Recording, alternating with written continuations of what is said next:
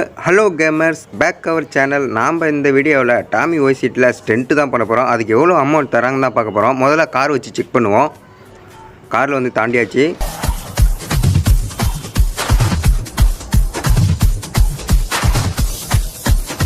எங்க ₹1 கூட தரலங்க. அட கஞ்ச பீஸ்னாரிங்களா.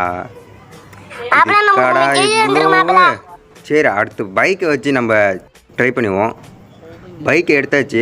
வாங்க, சாங்கை போட்டுட்டு ஒரு ஸ்பீட் மூமெண்ட்டை கொடுத்துருவோம்.